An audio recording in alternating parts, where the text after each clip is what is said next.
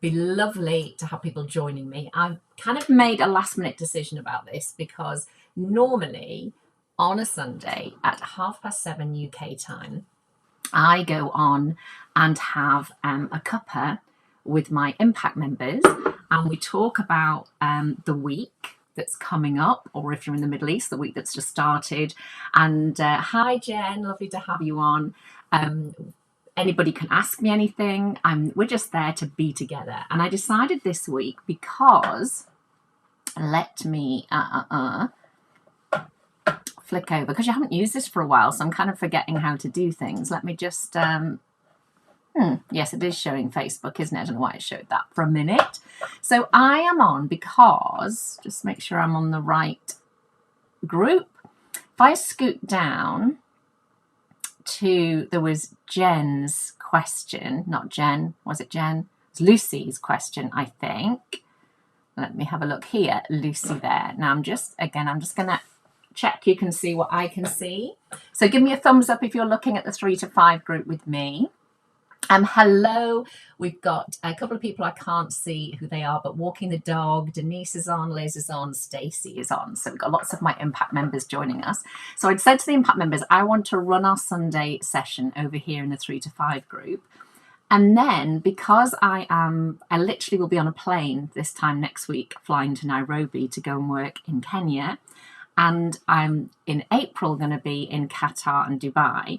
And because there's about 3 or 4 hours difference, depending on where you are, I thought I'll do it a little bit earlier. Let me just come on while I'm chatting, because that's nicer, isn't it, rather than showing you the group.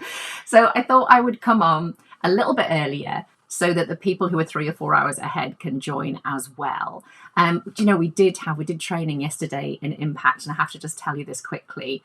It was so brilliant. We do our training at 10 a.m. on a Saturday morning. And the reason we do it then is because it's such an international group. We had Annie from Canada, who basically got up at like 5 a.m. to join us.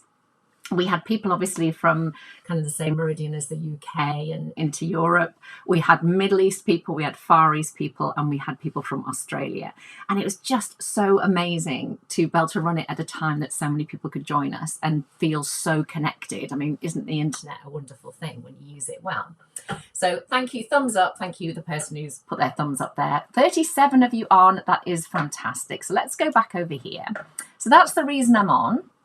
And I saw Jen, I keep calling her Jen, it's not Jen. We've got Jen on, it's Lucy. So Lucy asked the question here, and I thought, I'm going to come on live and talk about this. So this is Lucy's SOS. I'm hoping Lucy's got the message that this is going on. I did tag it down here. I have a little one in reception who can subitize 2, but 3 onwards counts. Any ideas? Doing lots and lots of repetition, but not moving forwards. Now, I don't know if Lucy has done any training with me yet, or some training, so that would have a big bearing on the tools Lucy's got in her toolbox at the moment. But here we have lots of people came on. So we've got Hayley is one of my impact members. She's out in Spain, and she has given a very thorough response there. So we've got Hayley's basically saying that, and this is what I'll talk about as well, is that the ability to subitize is natural. It isn't something you teach, but how we then use that natural skill to develop number sense does have to be taught. So have a look there at what Hayley says about it's natural to subitize perceptually, see a whole amount up to 3 and no more than 3. I'm going to show you that in a moment. Then we've got Kaz here, same problem. Yeah, so we'll look at that. Louise being worried about us rushing children. There's certainly a really big case for the amount of children or the amount of settings that are feeling they're being forced to teach children things they're not ready for. I wouldn't say this is one of them, but Louise is quite right to defend that corner. Heather saying again about them being younger, and also saying, well, why can't we use counting? Gets the same answer. So great question there, saying she understands the benefits of subitizing. Wendy is one of my greater impact members, so she's Impact Plus and can relate to that. Helen's following it, daily interventions. Again, let's have a look at this idea as well, because Yes, there are children who will need more of lots of things because they haven't had the same opportunities generally at home, and it might be down to diet and sleep and parental interactions and so forth. But be careful of doing specific interventions like this. It's much more holistic, I would say. So again, we'll come back to that as well. Lucy said really helpful, wonderful. So this is what we're going to look at, and that's why. So I'm just going to pop back and have a look at the chat box. Hi Jane, hi Diana, hi Fiona, and many other people as well. So do come on and say hello, because the lovely thing, although it's eCam that I'm on, so I can't always see your name, I want you to come and talk to me. I want you to ask questions. We're going to have people on this call who have done a lot of training with me and are really far along that journey, but they didn't used to be. We all start off not knowing what we don't know. And my training is all about getting you to have that, oh my goodness, this is so obvious, why did no one tell me this point? And then you start questioning things. My training is about investing in you. So it's when you change how you feel and see mathematics and understand number yourself, you will change how you teach the children. Schemes don't do that. Schemes give you activities to do with the children. And, you know, some schemes are better than others, but you can't use a scheme if you don't understand the maths yourself. That's like, you know, my analogy is always like pick up Andy Murray's tennis racket. It wouldn't make you better at tennis. You have to know how to play tennis in order to use a tool well. Okay, so I hope that makes sense. So I am going to do some training with you now and go through some really important messages. Do ask questions. If you put a capital Q at the beginning of a question, it helps me to see if there's lots of comments coming through. But I would just say, talk to me, ask anything you like, and never feel like, oh gosh, I can't ask that because I should know or I'll feel daft. Honestly, you'd only be daft if you didn't ask the question, okay? Because that's what I'm here for. And I used to be 100% in the I have no idea what subitising is, I have no idea what number sense is. So if you're still there, or if you're not even sure if you are there, then we all can understand that. Okay, so what I'm going to do is take you through a few things. So the first thing, if you've got anything to write on, this would really be really helpful. This is something we looked at in depth yesterday on my impact call. It's a model that I show them all the time. So this is the first place that I'm going to say we're going wrong. Now, you won't find me very often telling you do not do this. My whole way of teaching is that, just turn that so you can see it better. My whole way of teaching is I will share with you things, and they should and usually do make so much sense to you that you think, this makes a lot of sense, I'm going to do it like this. It's not a case of Karen Welding said, because that's like the latest bandwagon coming in. That's like, well, we're doing it like this now and then someone will change it. I'm not into that at all. This needs to strike something in you where you don't hear me say, do this or don't do this. I just show you stuff and you say, oh my goodness, yeah, I can see how that's going to work. So bear that in mind if you're new to me. Right, this is supposed to be an iceberg. It may not look like an iceberg, but everything I teach is in 3 parts. Now, if you are someone who is following a scheme, so you are teaching what the scheme says, we are up to language. We follow this scheme. We've got 2 weeks to fit all this in before we move on to the next thing. That's the language of a follower. You put a PowerPoint on the board, you're using maybe workbooks and so forth. And the reason you're doing that is partly because someone's telling you that's what they expect of you, but it's also because you don't have the right tools in your toolbox yet to do it differently. So today we're going to have a look at 2 massive players in the number sense world, perhaps the only 2 players in the number sense world, and they are counting and subitising. And the word subitise in the English curriculum at least it gets a mention. It never even used to get a mention, but it gets this tiny little mention. It isn't talked about in a way that is helpful. It will say things like subitise to 5, which then gives people the impression that if you know about perceptual subitising, which is seeing it instantly, without breaking it into parts. You think, oh, people can subitize to 5, children can subitize to 5. They can't. Adults and children can only subitize to 3 instantly without a pattern. And there's an awful lot of talking about counting at the same time as subitizing, putting counting first and subitizing second. And I think people just don't know what they should be doing. And if you're not careful, it becomes very tick boxy as well. So we need to demystify all of this and say that if you've got a scheme, I want you to be a user and not a follower. I want you to know your stuff. I want you to teach and interact in a way that helps your children learn and makes you feel brilliant about your teaching. I don't suppose anybody's going to disagree with that. So in my iceberg, up here are activities. And the majority of people teaching maths everywhere in the world, not just early years people, are only doing this. You know, anybody got a nice idea to teach odd and even numbers? Oh, my brain's gone blank. Anybody help me with doubles and so forth? You're starting here. That's not where to start. Okay, so we need to start somewhere else, otherwise nothing changes. So the first thing when it comes to subitizing and counting is your subject knowledge, your maths subject knowledge is what matters most. You have to understand the maths yourself. So you have to ask yourself, do I thoroughly understand what counting is? Do I thoroughly understand what subitizing is? Do I thoroughly understand what number is? You cannot go any further in your journey if you don't know that. And I'm going to say 100% that unless you've done some training, it doesn't have to be with me, but I tend to do things quite differently to other people. The answer would be that you don't have the tools in your toolbox to understand that yet. You've got to go and get them. And when you get them, it changes everything. My impact members in the group will tell you, come on, please, and tell them in the chat box.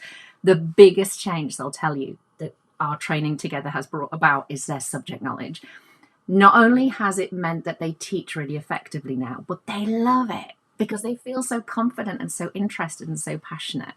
So subject knowledge, let's change pens. So today, the subject knowledge is about subitizing and counting. Excuse the scruffy writing. Then we need pedagogical understanding. So I'm just going to write PED. And pedagogical understanding is the understanding of where are my children already encountering these maths concepts that I now understand? Where am I noticing they're already doing it? What skills are they bringing to this? Because they'll bring a lot of skills that you've never taught them because of just interacting in everyday life. And you won't recognize what those skills are if you don't have the subject knowledge. So here, it can also be, what could I do in my provision to then enhance what I'm seeing that these children are naturally drawn to? And it will be about the environment you live in. What have we got that could help here? So there, again, subitizing and counting. Where are your children showing you that they're subitizing? Where are they showing you that they're interested and they're using this skill? Okay. Now, when you combine those, it becomes really obvious what your activities should be and what activities are going to enhance your provision. And that is never going to be a PowerPoint slide. That is never going to be a cute little character on the screen. That could be part of it, but you learn when you do. And you learn when you solve a problem that is frustrating for you and serves your purpose. So children are no different than adults. You know, we do things because it makes us feel more comfortable, or it feeds us, or stops us being thirsty, or makes us warmer, or, you know, we're very basic. We do things because they make us laugh or they make us have an emotion. And it's not, maths is not a subject. In fact, there's no subjects. You can't learn it by being told it. And if you're judging children by how well they can tell you what you've told them, you're going to benefit the memorizers. And the memorizers won't understand the maths any better than the non-memorizers. But you get those children who can regurgitate what you've said. So you can see the mess we're in, okay? But this is what you've got to do first. So my first bit today, and there's so much I mean, I'm going to point in the direction of loads of ways I can help you, but this is what I do all day, every day. I do wider maths. I don't just do number sense, but I'm really known for my work on subitizing and counting. So we need to understand, first of all, and can't do very much tonight, of course, because it's a mini session, but we need to understand what counting is and what subitizing is. You won't find very much literature out there about subitizing, although it's not new. But the places that I would send you to, I'm just going to show you on here. So I wouldn't recommend you look at this whilst you're on this call with me because you'll miss things. But this is the Learning Trajectories website. And it is Doug Clements and Julia Sarama, American maths researchers. And I have created a login. So I've logged in here and you can see slightly different things when you log in. It's completely free. But here, now interestingly, they put counting first here and subitizing here, but it's not in order. But I'll show you in a moment the book, which you don't need to buy because the content is exactly the same. But the book that goes with this very clearly puts subitizing first and counting second, and we'll have a look at that in a moment. But have a look in here. You can click into here. Here is a progression. I've taken, this is how I encountered subitizing to begin with, but I've taken a lot of this work and really developed it. And it, it's kind of almost, I think, gosh, should I say that? Because this is the person I learned it from. And you think, well, of course, that's how everything develops. There are things in here that I would do slightly differently now with everything that I know, but this is such a good place to start. So I wanted to show you that exists. Those of you who've done training with me, let me just come back on. You've done training with me I'm known for something called Teaching Essential Number Sense course, the TENS course. And I give you a load of articles there to read to really help you understand what subitizing is. But let's do the kind of quick version today. Okay, but don't think we can do half an hour together and you're going to be really good at this stuff. All we're doing is like opening the door and showing you this amazing, opportunity. And I do training on these sorts of things all the time. So that's great. Look in the chat box, everybody. Do catch up later because we've got so Jane says, Jane's been with me a long time now as an impact member, subject knowledge 100%, and it's so interesting. People who thought they hated maths and couldn't do maths, you give people the right knowledge, they become really passionate and really, really, you can't wait to tell people about what they know. Jen says, the sessions are invaluable. This is the impact sessions, better live, but brilliant to watch the recordings. I learn so much each time because we always put all the recordings in the impact library. So, okay, let's have a look. I say, don't forget, this is going to be quite brief, but I think I'll use my big counters today. Please don't get obsessed about magnetic counters either. Yeah, they're nice to have, but it's not necessary. You can put a little bit of magnetic tape on the back of anything, put a big enough bit and you can stick a channel to the wall. But you can make, these are just washers, you can make them magnetic. So don't get hung up about that. All right, that's the sort of thing that when you're at the beginning of your journey, people think, oh, I need magnetic counters. You don't. It's the knowledge you need. So human beings can see, they have number sense. They can see an amount and compare amounts from birth. You don't know, however, number names. And in fact, I'm going to move these off for a moment so we can not be distracted. But what I talk about in the TENS course is human beings existed for tens of thousands of years without a number system. And it didn't mean they didn't solve problems that we would say were number problems. So knowing that there was more of something and fewer of something. And the example I give in the TENS course is imagine a shepherd where the sheep walk past him in the morning onto the mountains or into a different area, and he moves a stone every time a sheep goes past. And then when the sheep come back at night and he's collecting them back in, he moves a stone back. And when he's left with this many stones, he doesn't need to know that's called two in his language. You don't need to have two. He just knows there's a sheep. This represents a sheep and this represents a sheep. So what we've got to remember is the number system the names we use all around the world, the symbols we use, these were very late inventions. And even if you only know a little bit about Roman numerals and Egyptian and so forth and Mayan, we didn't get to the current counting system we use now, or number system we use now, the base 10, until very, very late in human evolution. So I want you to hold on to that to begin with.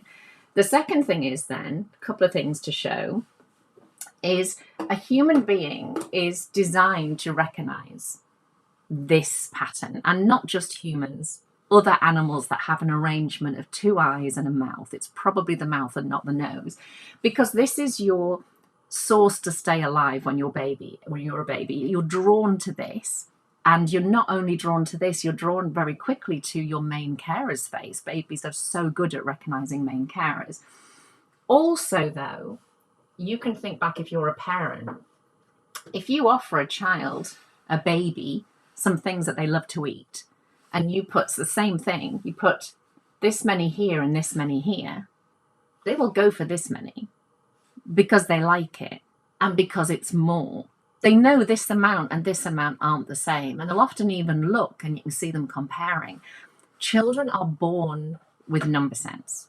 Okay, so your child has got that. Knowing this is called 2 is something we've then put on top of it. We've put a number system on it.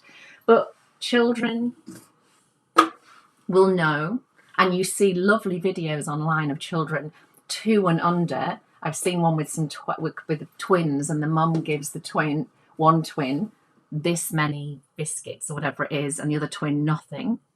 And the twins are looking backwards and forwards at each other, and one twin does this and makes it fair.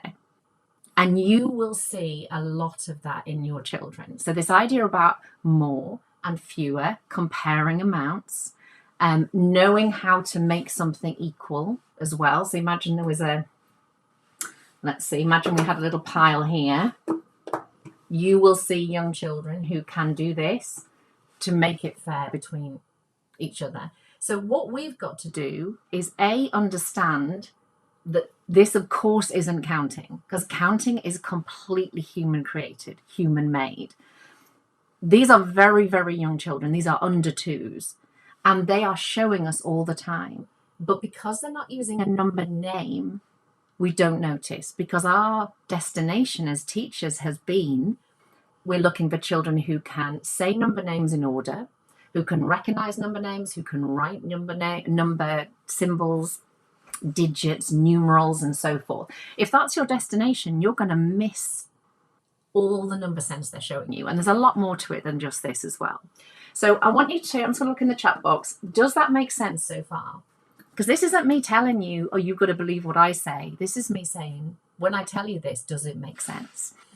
So here, let's have a look. Your sessions are amazing. Thank you, whoever said that. I've completed the TENS course in Hong Kong at my previous school. Now I'm working in an international school in Lusaka, Zambia, and we follow Power Maths.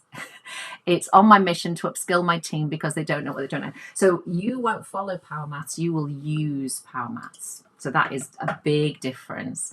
So like Diana says here, in Impact, one of my Impact members, it's to support your subject knowledge. So if you use a scheme, you can be a user, not a follower. So that's someone who, you pick what's working in the scheme, you adapt it, and it changes every way you interact with your children. So let me know if what I've shown you so far.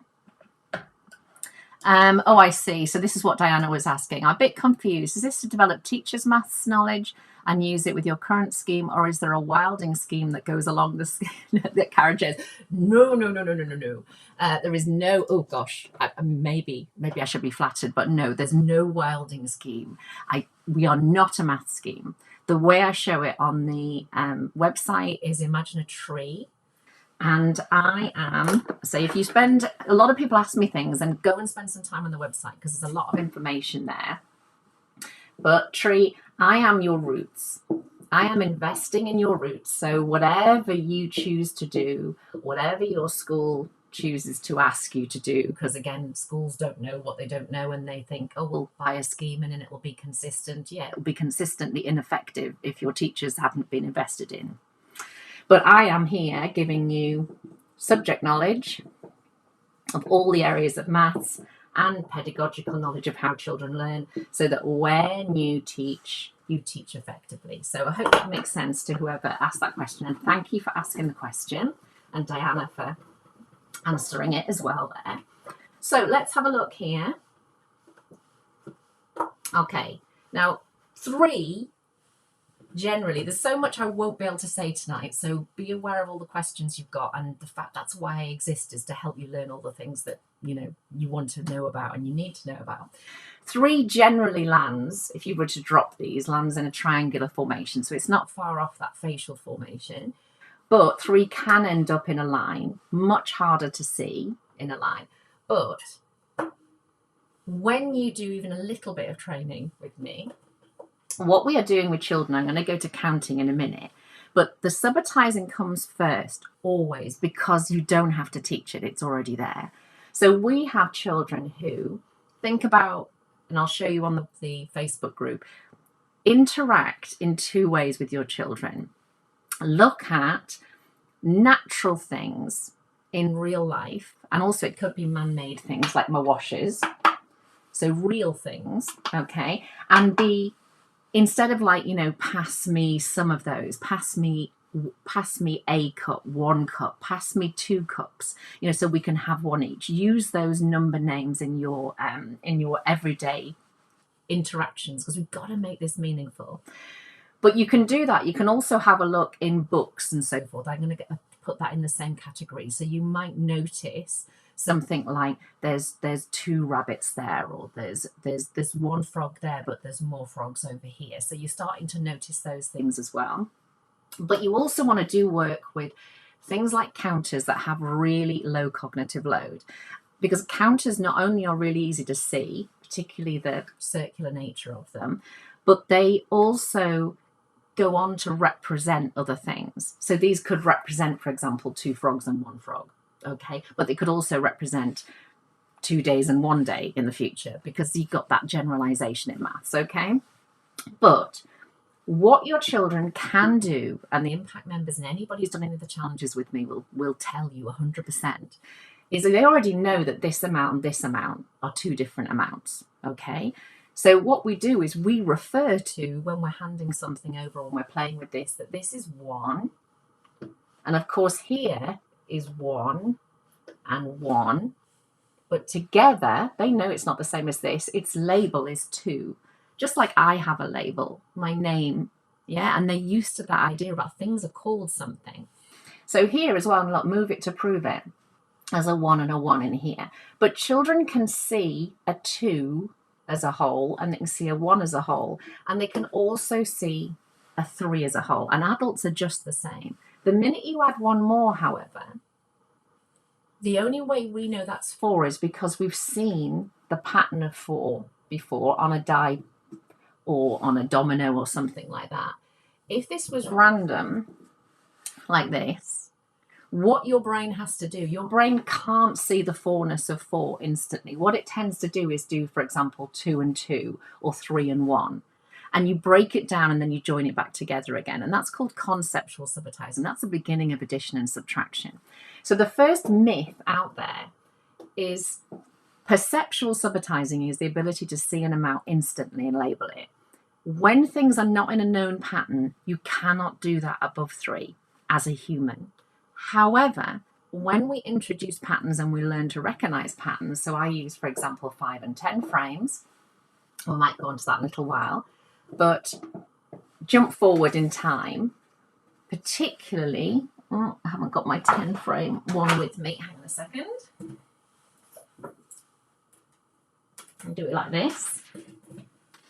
Because the 10 frame, I say, don't forget, this isn't like do it exactly like this with your children. This is about me giving a kind of an overview of these things.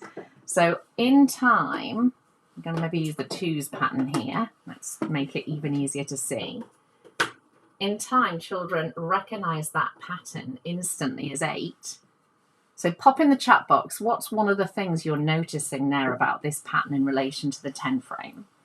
What's jumping out at you? It might be more than one thing.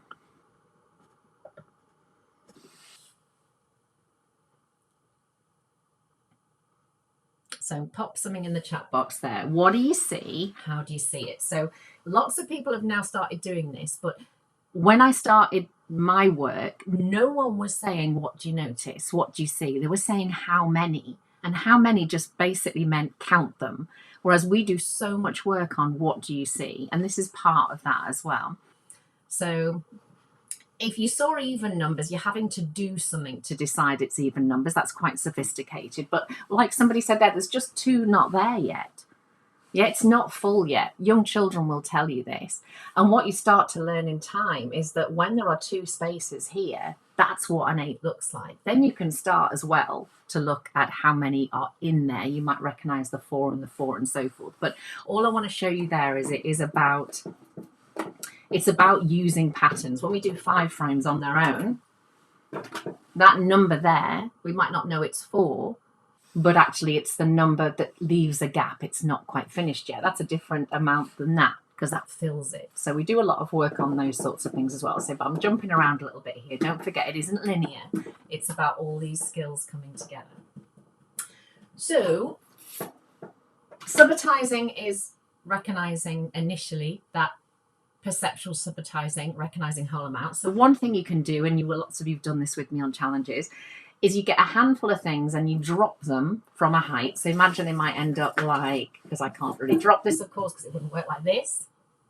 And then we say, what do you see? What do you notice? And then you model, like I can see a 2, and I can see a 1 and a 1 and a 1. And then maybe if that felt like that, there's more obviously a 2 there and a 1 there. Maybe they see the 3 here. And we're not looking at how many are all together. We're looking at parts within the whole, the idea about these parts. And then you could drop them down again and maybe they do this. And we could say there's a 2 and there's a 2 and there's a 2 and there's a 1 and there's a 1. And also within here, look, I can see a 1 and a 1. Move it to prove it. There's a 1 and there's a 1. So this idea that there are numbers within numbers, parts within wholes. Okay, so that's a big part of what we do when we learn to subitize. Now, counting is very, very different. So counting, as I say, is a human creation. And what we do want to do right from the start, from babies, is we need to be using songs and rhymes and stories and games that use number names in order. Because if you haven't got those number names in your language, you can't then, when someone says, oh, 2 and 3, you're not going to start labeling them. You know that amount and that amount is different, but you haven't got that word yet because you haven't been using it. So when we do songs and rhymes and stories with our children that have numbers in order, what we would call counting, but it's what's called counting for ordinality. So if I say 1, 2, 3, 4, 5, once I caught a fish alive, I'm not counting the fish as in saying, I've got to 5, now there are 5 fish. I'm saying the words in order, and that's such an important skill. And singing and doing rhymes and stories is just such a joyful thing for children to do as well. So think of what we could call counting for ordinality. That is giving them the pattern of the number system. Think about whenever we are handing something to a child or asking them to get something, no matter how young they are, using number names. Because what you're doing is when you say things like, let's get 3 beanbags, up to 3 beanbags, 2 beanbags, 1 beanbag, you can generally pick them up in one go as well. So if you need something as an adult, like you need 2 cups, you don't go 1, 2, you see the 2 as a whole. If you need 3 bits of bread, you will get 3 bits of bread. However, when you move to 4 bits of bread, you're more likely to go, oh, I'll get 2 and 2 more. Does that make sense? Or you might do 3 and 1 more. And there's that conceptual subitizing. So let's have a look at the, right, do you have any videos aimed at parents explaining subitizing? I've got ones all the work I do is for anybody who has got children aged 3 to 5, 3 to 6.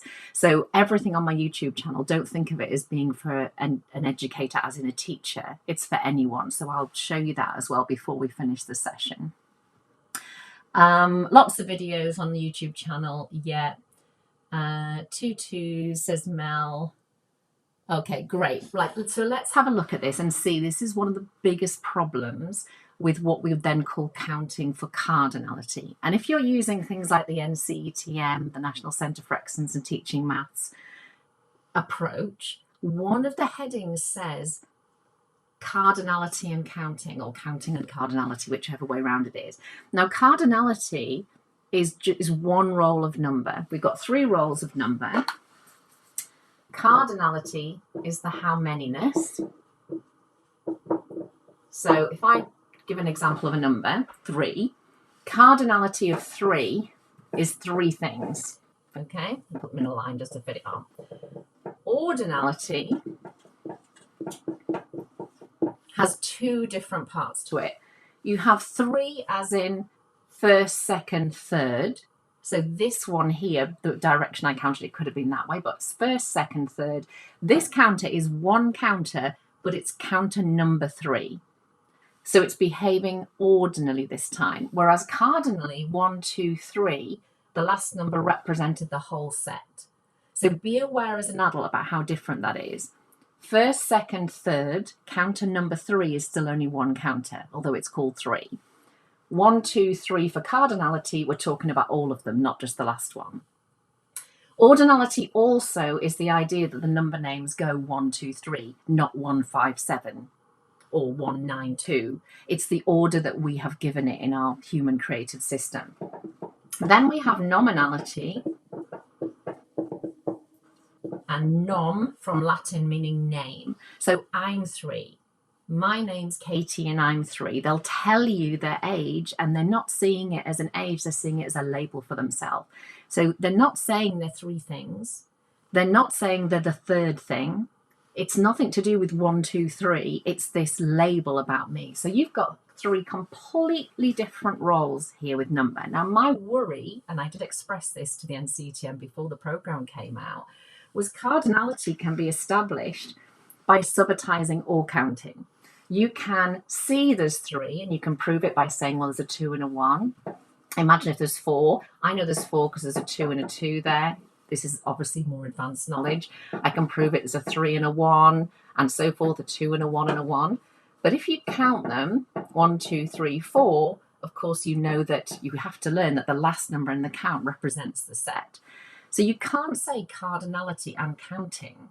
It should just be cardinality. And the way you find the how manyness is you can subitise or you can count.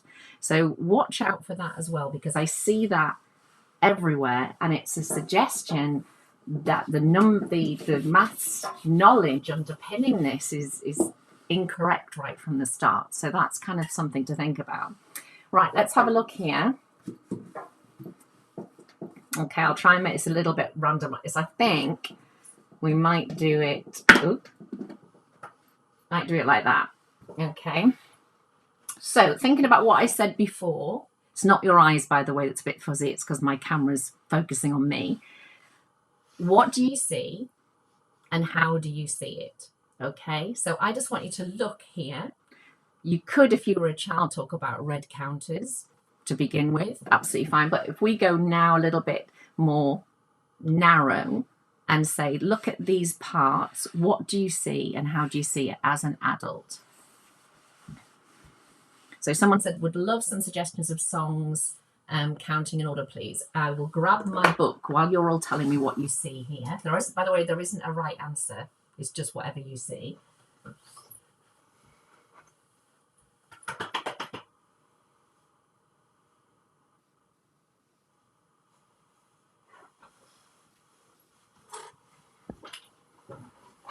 So Jane says a 2. Oh, hang on a minute. Oh, lots of coming in. Jane says a 2 and a 1 and a 1 and a 2. So you could say to yourself, can I see where Jane might be looking? And you might say, well, maybe Jane looked at this 2 and this 2 and a 1 and a 1. And then Jane might say, well, actually, no, I looked at this 2 and this 2 and a 1 and a 1. Doesn't matter, does it? Pam says a 2 and a 1 and a 3. So that's another one of my impact members. Maybe, let me think, maybe Pam saw a 2 and a 1 and a 3. And of course, it doesn't matter where, because actually there's a 3 there and a 2 and a 1. You can see it in lots of different places. What I like here, can you see, is most of you are not just noticing 2 groups. Because again, be really careful. Number bonds, which is 2s, when you have 2 parts, that is a really useful piece of information to know. For example, that a 4 can be made up of a 3 and a 1 and a 2 and a 2 and so forth. But if you're ever going to understand division, you have to understand that numbers can be split into multiple groups and they can be equal or unequal. And here you're saying things like a 3 and a 2 and a 1, that's 3 parts. Maybe a 2 and a 1 and a 1 and a 1 and a 1, that was 5 parts. So be really aware of how important it is. And that's number facts, okay? So it's kind of like we're decomposing the number. The facts are that it has those numbers, those parts within it. All right, so lots and lots and lots of responses. Thank you. So 2-3 says Jen. I wonder where Jen is looking. And if a child can't see the 3, what you can do as well is say there's a, we can see a 3 there. You can pull it into a more easily seen pattern and talk about, there's the 3, I'll move it to prove it. Because when children can see it a little bit closer together, it's a bit easier. So someone asked about counting songs. You can't get away from them. So, for example, this is one that's been around longer than I've been on live. This Little Puffin. There are so many books out there full of traditional nursery rhymes, traditional songs. You just look through your classroom and, and I say ask on the group and so forth. But we do a lot of this in our impact training, we've been doing it recently, that, we are surrounded by these things, but it depends on kind of what you've been brought up with. But this one isn't just number songs. This is loads of different things. But most traditional rhymes have counting in them, counting for ordinality. Okay. So let's have a look at this now. If I was going to count these, not only, this is where we have to know our stuff. So you look up the counting principles, all the different things children need to know. So you might know this really well, but it's always good to revisit because there's a lot of people who don't know it. So counting involves you touching each thing only once. You mustn't touch something more than once, otherwise you won't get to the right answer. You need to know the number names in order for the language that you speak. And of course, interestingly, 1, 2, 3, 4, 5, 6 is just English. Every other language says something different. It shows how unimportant those number names are. However, the amount that is here is the same in every language. But when you put a name to it, it's a specific language. You've got to be able to say those number names in order as you touch and not miss any number names out. And that's called stable order principle. You have, as I say, you've got to count everything just once. You've got to match the speed of your counting, not pointing any quicker than your counting as well. But the really hard bit is this. When you've got all of that in place, 1, 2, 3, 4, 5, 6. So I've just exhibited loads of skills there, really difficult skills. But when you say to a child, 1, 2, 3, 4, 5, 6, and you say to them, so how many? How many are there? You tell me what the average reception age child will do at that point. And of course, it could be 3 things they're counting. 1, 2, 3. How many, says the adult. What does the child do? And if you don't know what they do, you need to start noticing.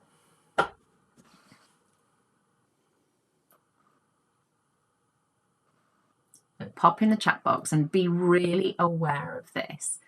So someone says, yeah, and that's interesting actually. If you've got 4 or 3 and you go 1, 2, 3, 4, and you say how many, they'll say things like I'm 4 or I'm 3. So really notice that as well. They're not thinking about this, they're thinking about that word that is a label for them. So yeah, they count again. And to get to the point where they can count again is really sophisticated. Let's just do it with 4 for the moment. 1, 2, 3, 4. You say how many, they count them again. Why don't they say 4? Why wouldn't they say that? The adult says, so there's 4, aren't there? And the child goes, 1, 2, 3, 4. The reason they're not saying 4 is because that one was 4. That one was 3, that one was 2, and that one was 1. Why would I now call all of them 4? That doesn't make sense. And also, I'm 4. And that doesn't look like me.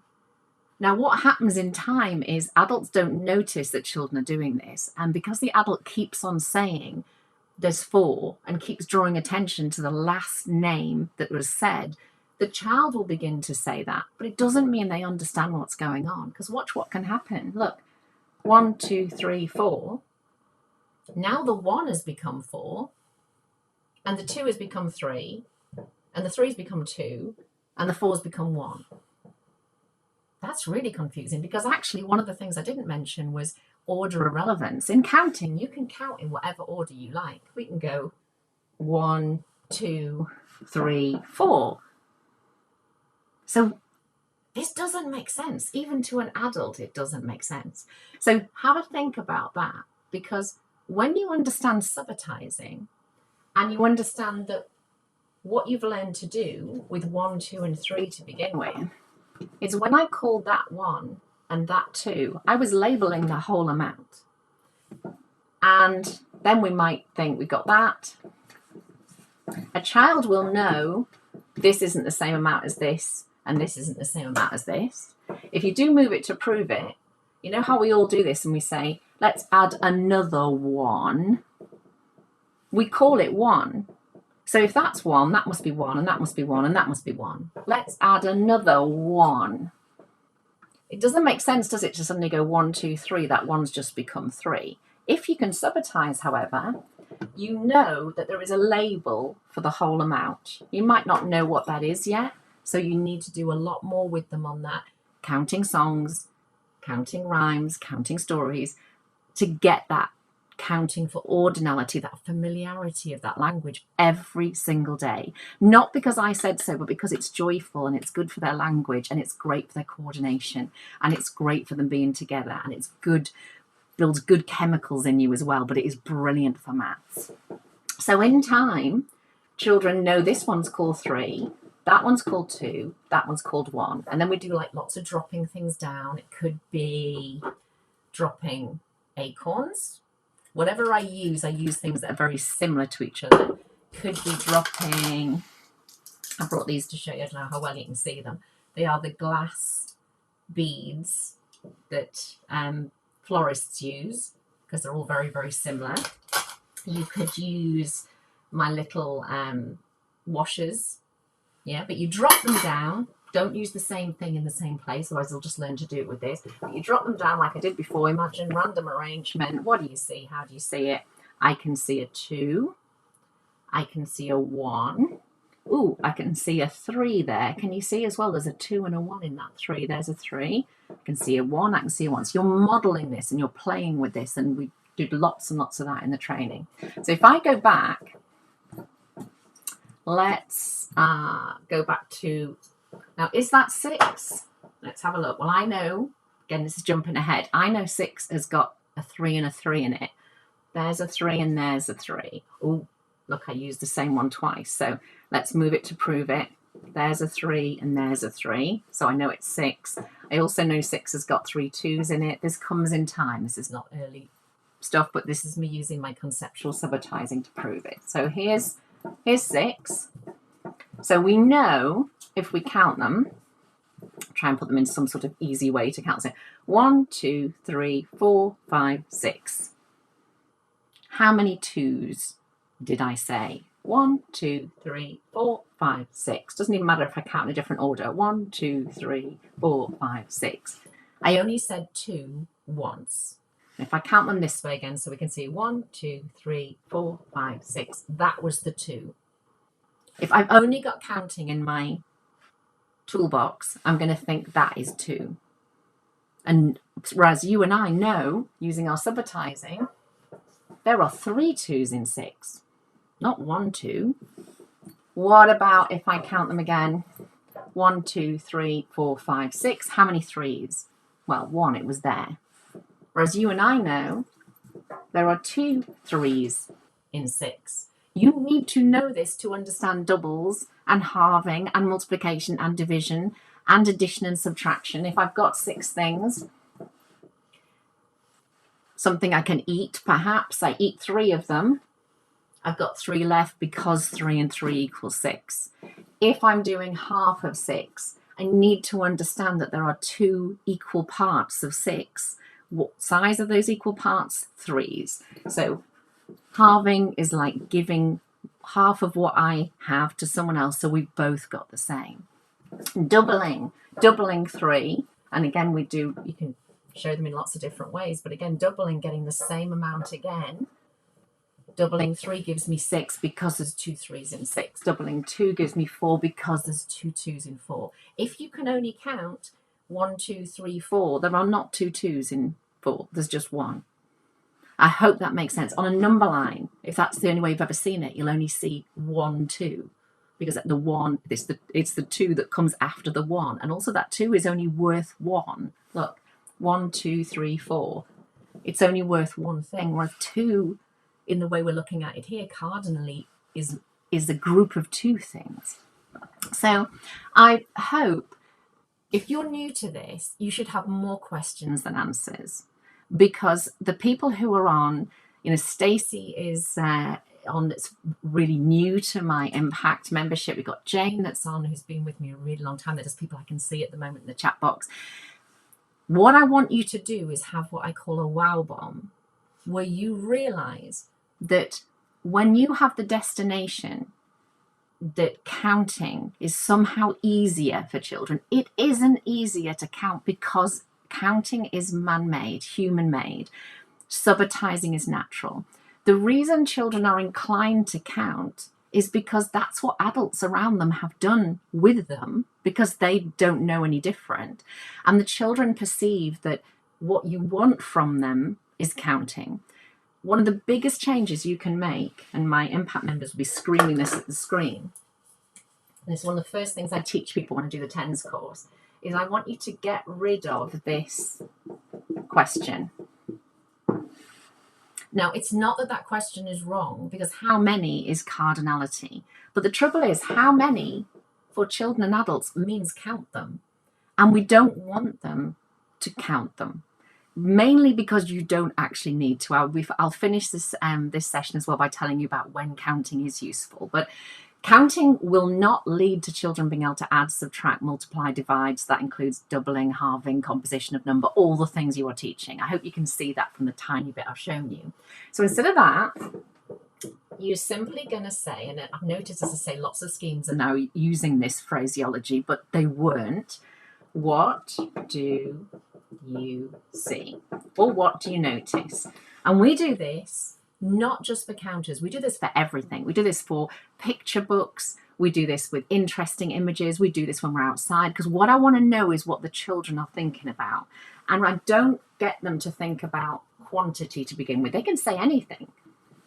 They will very rarely be paying attention to the thing that you're paying attention to. And if you ask them a question that isn't to do with what they're thinking, they have to stop thinking about that and think about your question. And most of them can't do that because it's too hard. You've even seen adults do this on a course where the course leader will ask a question to someone and the person almost shakes their head like this, kind of like, whoa, because that wasn't what they were thinking. And they say, oh, can you say it again? Now, that's an adult who's got really sophisticated processing skills. We're talking about 3, 4, and 5-year-olds who we know we've got the most challenging cohorts of children we've ever had in terms of their needs haven't been met. They're not processing because they're very young. They're not processing because you didn't ask them about the thing they were thinking about. So when you say, what do you see? Or what do you notice? And then better still, you start not even asking that. They just know you're interested, so they start to talk to you. Then you can gradually have a conversation that leads towards things like, oh, look, with the flowers or whatever, I can see 2 there, I can see 2 there, and there's a 1 there and there's a 1 there. Oh, I'll push the ones together. Oh, now it's a 2. Yeah, I know you can't see very well. Look, it is. Move it over here. All right, so couple of things that I want to remember to tell you before we finish. So let's have a look at some of the questions coming through. So this one, when you start to change what you know, you will get frustrated by others not knowing it, and particularly parents. And don't forget, of course, most teachers are parents. What we've got to think about it is that a well-meaning parent uses the tools in their toolbox, and the only tools that anybody who hasn't had this revelation, the wow bombs I'm sharing with you, will think that it is about recognizing digits. It's about saying number names. It's about saying 2 and 2 is 4, because that's all they know. So we've got to, this is what I do with my members, is help you to gradually share that message with parents, just like I'm sharing it with you. So, don't get frustrated about it because it's a waste of energy. but understand why, and then think about ways, or get me to come and help you with ways to begin to change the tools in their toolbox. Yeah, so true. They can count to 100. Yeah, again, so it's just people don't know what they don't know. But you are, a couple of things that I'll share with you to sort of wrap this up. Children will never, ever learn to add, subtract, multiply, and divide using counting. If you see this in Key Stage 2, like 7 to 11-year-olds, all of this going on, and if in your scheme it says teach them to count by count or add by counting in ones, that is never going to lead to a child who can calculate. Because a child who can calculate, for example, like we said here, they learn in time with all the stuff that we do, that inside a 4, remember that 4 that we've all seen on a die before? Inside a 4 is a 2 and a 2. Try and line it up a bit. So therefore, if I add a 2 to another 2, I'm going to get 4 because there's 2 and 2 in 4. If I have 3 and I add 1 more, I'm going to have 4 things because there's a 3 and a 1 in 4. If I want to divide 4 equally, share it equally, what ways can I do that? Well, because I know there's 4 1s in 4, I could give 4 people 1 thing each. Because I know there's 2 2s in 4, I could give 2 people 2 things each. Counting isn't going to show you that. Looking at a single digit, for example, in this case, 4, being able to say that, being able to write that, being able to count up to that, does not give you the information that I've just shown you there. It doesn't teach you about what we call the concept image of a number, what you can see inside it. So important. So this is basically, as I say, what I do all day, every day to do with number sense with my members. Anybody got a question? Let's have a look here. What time is it? Yeah, so I'll just stay on for a little while and see if there's any questions you've got. I'm going to show you some places to go to learn, but I want you to understand that this help is available to you. I'm going to show you a free place to go, but you can also come and try out. Pathway is my entry-level membership, and then we've got Impact, where lots of my members are on tonight. Come and try it out. We don't hold you to anything. You can come and try it out for a month, and if you don't like it, you can, go away again. No one ever does, but you can. I think I've been stuck on knowing the full amount, Subitising with my almost 3-year-old. Like, I know it's 6, but how could I possibly expect him to without counting? I can see now that he doesn't have to know the full amount. Absolutely. And you know what you can do as well?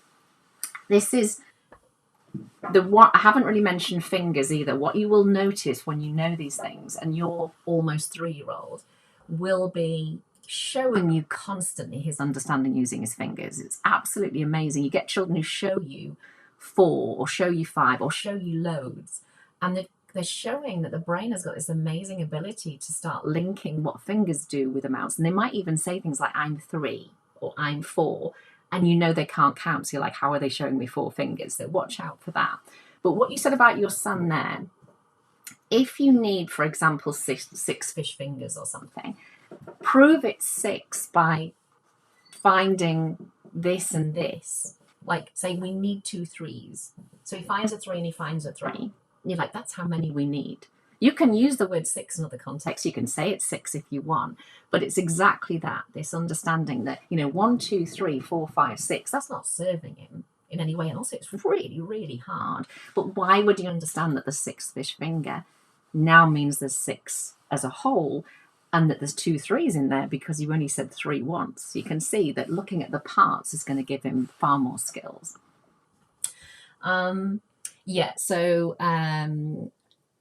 So somebody's asking there about 5 and 10 frames. Yeah, I'm going to go over to my YouTube channel now. As the Impact members are telling you, always start with 5 frames. If you come into Impact, try it out for a month if that's what you want to do. We look at self-registration using 5 frames and we build up from that. But I want you to think from today, counting does start at birth, but it's counting for ordinality. Number names, number order, having the language to be able to label the things they see naturally. If you find children can't go beyond 2, it's not that they don't know what 3 looks like. They haven't got the label for it yet. And you almost certainly haven't been doing it in a meaningful way enough. We tend to do far too much maths. I know I'm doing this on the board here, but don't just teach the skills. There's no point in knowing how to use a tool if you don't use the tool. And nobody's motivated to learn to do something when they don't have an application for it. And 3-year-olds and younger are exactly the same as that. Okay. Let's have a look here. Would you use 5 frames and number songs together? E.g., put 5 frogs in a 5 frame, take one out as you sing. If you did not count and only sang the song and talked about what can you see? Yes, I would. One thing I'd be careful of there is cognitive load. So frogs have very high cognitive load. There's a lot of attractive things to look at, a lot of interesting things.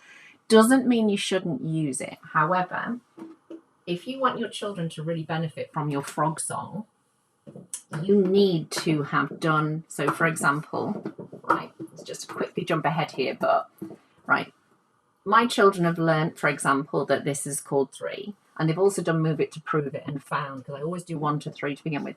Look, there's a 2 and a 1 in 3.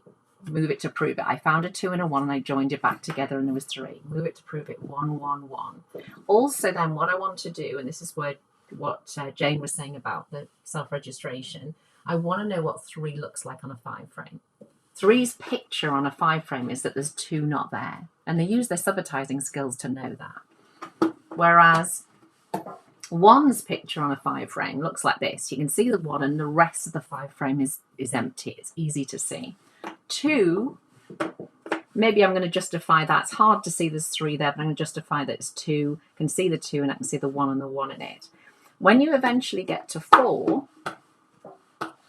and you know it's not 3 because 3's got a 2 and a 1 in it, so it's 3 plus another 1. What does it look like on the 5 frame? So I do lots of things as well about you have to sing a little song when you fill in these in, otherwise people will count naturally as soon as they plop them down. But 4 looks like this on a 5 frame. It's the one with 1 missing. So you need to have done lots and lots and lots of work like this so that when you are singing your frog song, if you want them to sing and not be so interested in the frogs that they can't see what else is going on, you need them to be very familiar with it in a lower cognitive load way. And then when the frogs are there, they will start to see exactly the same things happen. 4 frogs are, there's 2 frogs and 2 frogs, or you could say there's 1 not there yet. When there's 2 frogs on there, we know there's 2 frogs because it's a 1 and a 1. And say they might be able to see there's 3 there. It's harder if it's in a line. We know there are 5 frogs because the 5 frame is full.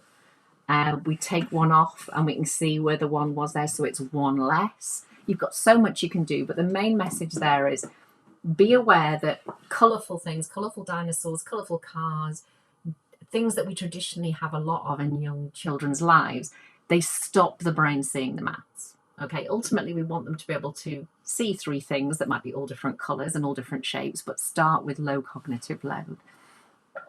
I will, oh dear, let's look at this minute. I will do 10 little elephant counters balancing in a 10 frame. Personally, my recommendation, depending on where you are with your children, is I would be singing the songs and you might have something on the board or whatever, but I wouldn't be confusing it at this stage with 10 frames as well. Working with a 10 frame and singing songs and knowing number names, they're 2 different skills. And my advice would be build those skills up side by side. And by all means, as I say, have your 10 elephants, say, in a not sure if I put them in a 10 frame, but in a certain pattern, and the idea about 1's going.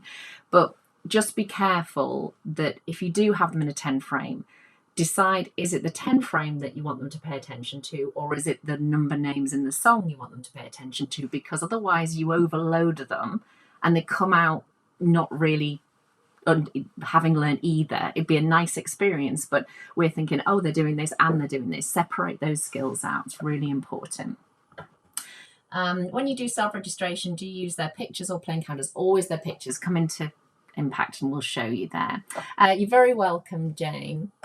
So let's just go and have a look because of time here. So I want to take you over to the YouTube channel. So this is EY Maths YouTube channel.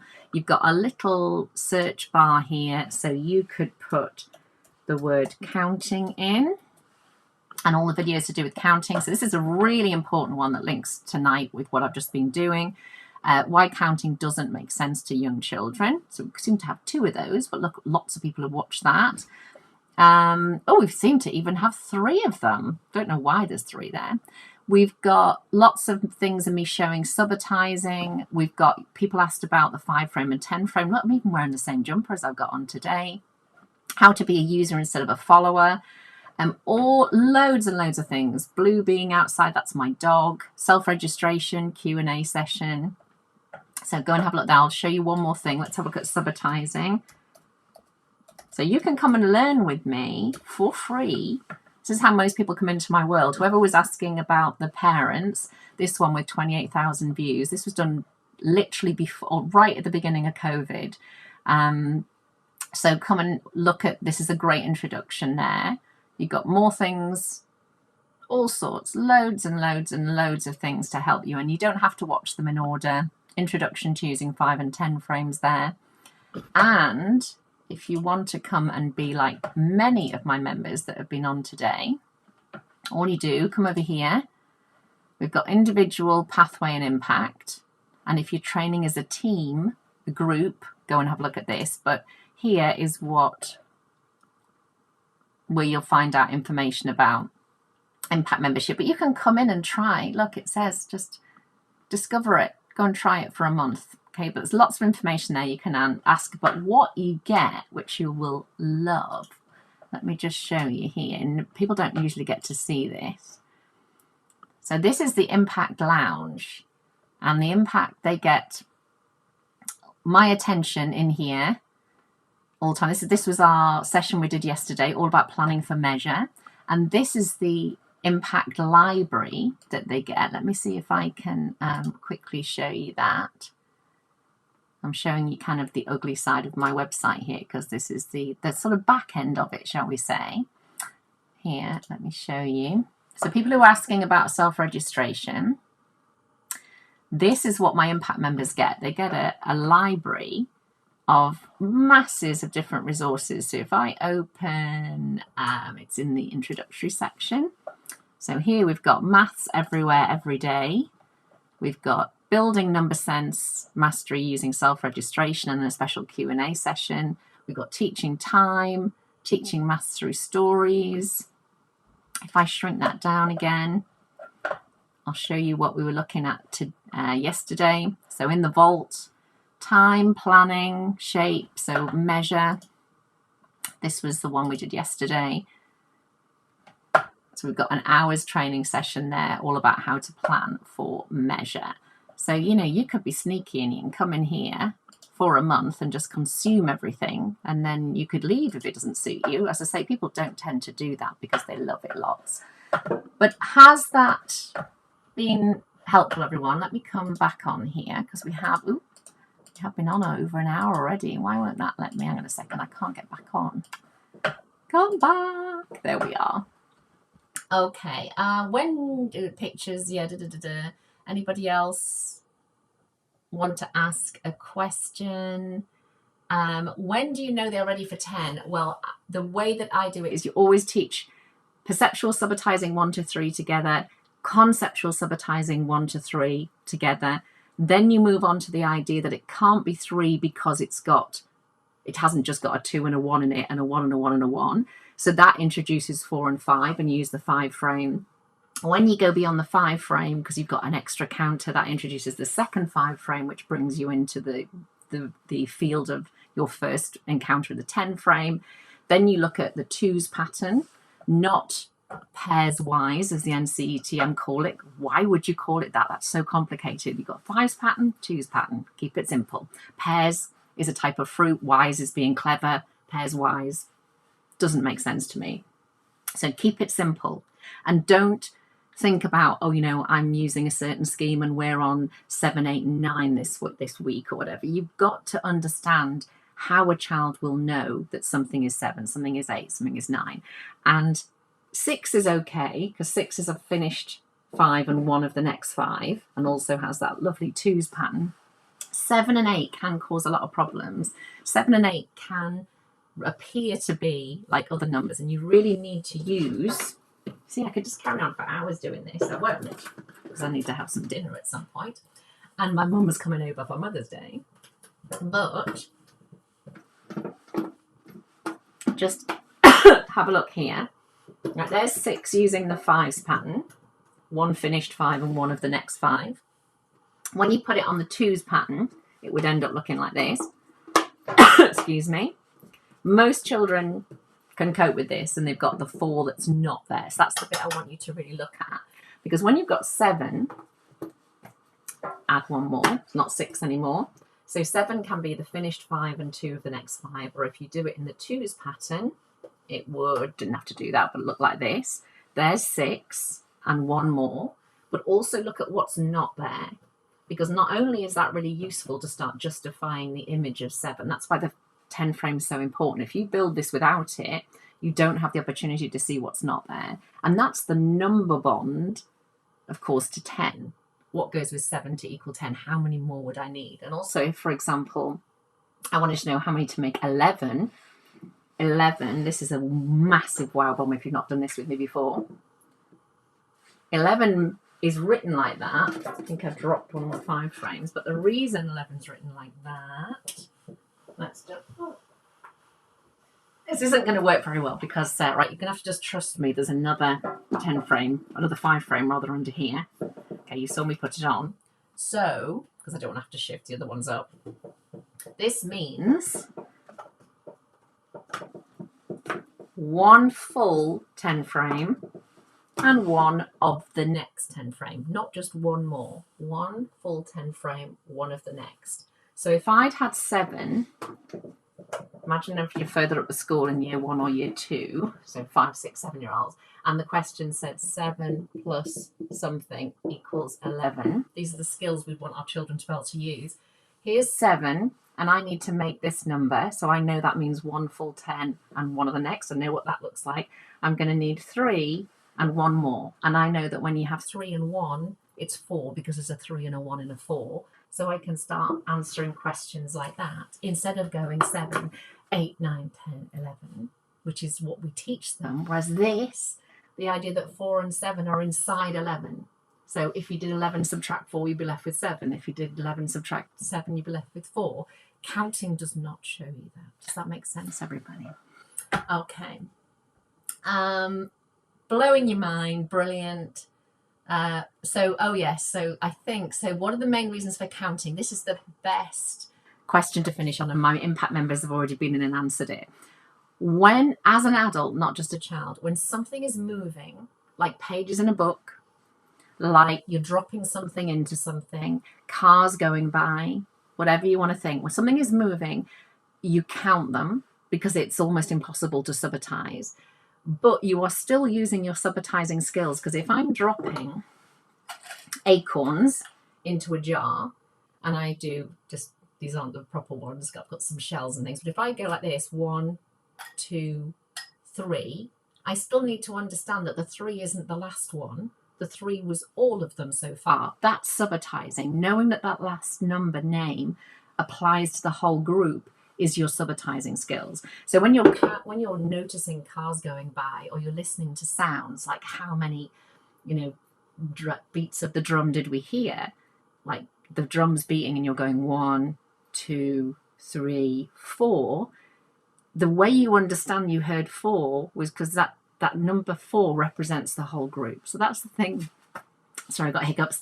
That's the thing I really want you to take away from today about this. Go and think really deeply about, children do not naturally count. We teach them to count. Understanding counting means you have to understand that that last number in the set represents the whole set, regardless of what order you count them in. And you have to understand all those parts are there. So in a 6, there's a 3 and a 2 and a 1 and a 2 and a 2 and a 2 and a 3 and a 1 and a 1 and a 1. Counting doesn't reveal any of that. And you need that. Can you see in here? Look, there's a 4 and a 3, a 4 and a 3. There's a 6 and a 1 and so forth. And there's 7 ones as well. All right, I am going to pop off, everybody. But remember, or know for the first time, this is what we do. And it will transform everything you teach. It will transform the future of your children. It will transform how much you love what you're doing as well. So I hope that's been useful. I hope that whatever your relationship with Mother's Day is, if you're in a country celebrating Mother's Day, I think it may just be the UK, thinking of you, because Mother's Day is wonderful for many and not so happy for many others. So, you know, thinking of everybody, whether even if you're like me and you're a dog mummy. All right. So take care, everyone. Oh, Joe's there, brilliant. So Joe, I will be almost in Kenya with you this time next week, if not already, and also going out to Qatar and Dubai next month. So let's actually just finish, because I've just updated. Let me just switch over and finish on this, because if you are in those countries, you really need to know about this. So if you go onto the Maths on Tour page on the website, if you click on this, it takes you straight through. So here's Joe. So anybody near Kenya or in Kenya, your booking is already open. At Qatar and Dubai, if you click, I've just built you a page today. You are next. And here's all the information. And your doors to booking open in a week's time. So you need to make sure that you are ready, because we have limited tickets. We've got 2 dates in Qatar there, Saturday and Sunday, 27th and 28th. 1 date in Dubai. And once those tickets are sold, they will be gone. Okay. And I'm running them for the price that I basically used to run local training here in the UK. So you need to be quick, or you'll miss out. All right, take care, everybody. And I am here. I am there in the group. You've seen how amazing the Impact members are. They are here to help you as well. But Top Banana, thank you, Stacey. You know, come and be part of our world, and we will transform everything for you. You won't believe the wow bombs. All right. You're very welcome, everyone. I can't wait to see who all the comments are from, because I can't see them all now, but I'll go and look at them on my phone. All right. Have a good week, everyone. All right. Remember to ask your children what they notice, and remember to be very, very good at listening, and keep watching what they're showing you that isn't to do with them saying number names and labeling stuff with numbers, because they are showing you number sense all day, every day. And have the skills, think about that iceberg, have the skills to notice that and build on it with your knowledge and skills.